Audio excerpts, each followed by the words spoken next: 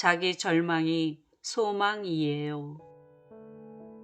교회를 오래도록 다니며 충성하고 기도도 열심히 하였지만 왜 마음의 평안은 없고 삶의 열매를 거두지 못할까? 정말 하나님이 나와 함께 하시는가? 내게도 이런 의문이 들던 시기가 있었다.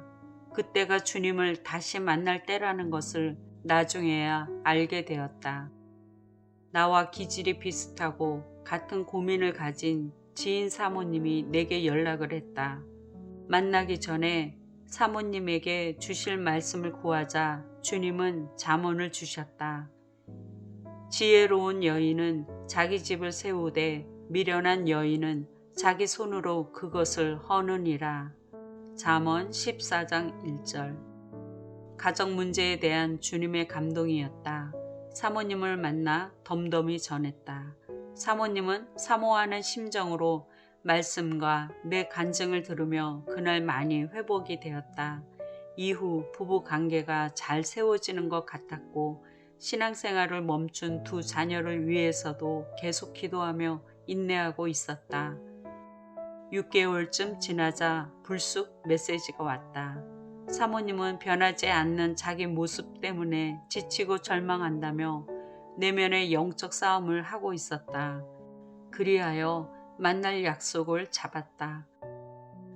왜 사람이 변하지 않는지 그 사모님을 위해 기도하며 말씀을 구하자 이번에도 잠언을 주셨다. 사람이 미련함으로 자기 길을 굽게 하고 마음으로 여호와를 원망하느니라. 잠언 19장 3절. 어라, 지난번에 이어 2번씩이나 미련이란 단어를 주시다니. 그 사모님은 누가 봐도 똑똑하고 옳고 그른 것을 잘 판단하는 분인데 하나님은 미련하다고 하시니 내가 민망했다. 그래서 이걸 어떻게 전해야 할지 구하자 주님은 그가 초신자가 아니어서 강하게 전하라는 감동을 주시는 게 아닌가. 그날 묵상처럼 사람을 기쁘게 하는 종이 되면 안 되니까 그대로 전하기로 했다. 식사를 마치고 카페의 조용한 자리에 앉아 근황을 들었다. 사모님은 자기의 생각과 판단을 늘 옳다고 여기고 살았기에 남편이나 자녀들에게 여러 말을 했었다. 그때는 단순하게 살았다. 왜냐하면 자기의 생각이 바르기 때문에 다른 생각을 하지 않았다. 그런데 생각처럼 되지 않고 가족관계는 더 악화되니 자기 힘으로 할 수 없음을 차츰 알게 되었다. 나를 통해 잠언을 처음 들었을 때 집을 세우는 지혜로운 여인이 자기라고 생각했다. 이상하게도 시간이 지날수록 미련한 여인이라고 말씀하심이 더 크게 들렸다고 한다. 사모님은 6개월간 갈등의 연속이었다. 가족 관계에서 터져나오는 불만을 참고 사느라 너무나 힘들었다고 한다. 그동안 자기가 옳았기에 다른 생각은 하지 않은 단순함에서 이제는 가족들의 모습과 마음이 생생히 느껴지기도 하고 그것을 견디며 자기가 왜 이것밖에 안 되는 것에 대해 절망하고 또 절망하고 있으니 너무나 괴롭다는 것이다. 어머, 사모님, 이제 은혜를 받을 때가 되었군요. 자기 절망을 충분히 해야 복음의 진리를 깨닫는 것이에요. 그동안 자기 의로 살았지요. 지금 사모님은 로마서 7장에 나온 사도 바울의 고백을 하고 있어요. 오호라, 나는 공고한 사람이로다. 이 사망의 몸에서 누가 나를 건져내랴. 바울도 자기 죄 때문에 그렇게 절망했어요. 그러나 8장에서 구원을 선포했어요. 그러므로 이제 그리스도 예수 안에 있는 자에게는 결코 정죄함이 없나니 이는 그리스도 예수 안에 있는 생명의 성령의 법이 죄와 사망의 법에서 너를 해방하였음이라. 내 힘과 내 열심을 가지고 구원을 받는 게 아니에요. 자기 의를 가진 자는 바리새인과 같아요. 바울처럼 죄에 대해 철저히 낙심하고 내 힘으로는 절대 의롭지 못하다고 충분히 절망을 해야만 진정한 구원을 받아요.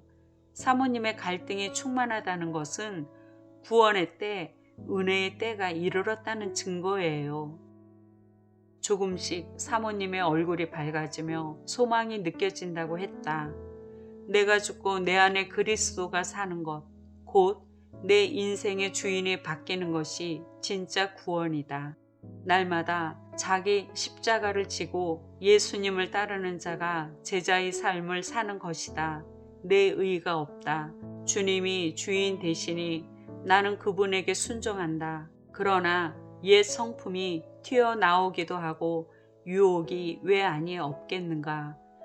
그래서 자기 절망을 충분히 한 자는 이제 자기 힘으로 살아갈 힘이 없음을 철저히 깨닫고 날마다 주님을 붙들며 그분이 공급해 주시는 힘으로 살아가는 것이다. 마귀에게 틈을 보이지 않도록 영을 깨우며 주님을 사랑하고 따른다. 처음에는 습관과 단련이 되지 않아 자주 넘어지고 갈등이 생기지만 갈수록 주님이 나를 점령하시니 평안과 행복한 신앙생활을 한다. 심령 천국을 이루고 가정 천국이 되며 주변에 주님의 은혜가 흘러간다. 성령 충만해야 가능하기에 늘 기도 제목이 된다. 내가 강해서 승리하는 게 아니라 연약한 존재이기에 주님을 꼭 붙드는 것이다. 주님을 알면 알수록 어찌 먼지와 버러지 같은 나를 구원하여 주셨는지 감격이 끊이지 않는다. 주님은 사모님을 새로운 은혜의 길로 인도하십니다. 갈등이 있는 건 자아의 껍질을 깨고 나오는 거라 아프고 힘들지만 나는 죽고 주님이 내 안에서 온전히 살게 되지요. 예수님을 믿는 자는 성경의 이름과 같이 그 배에서 생수의 강이 흘러나오지요. 할렐루야.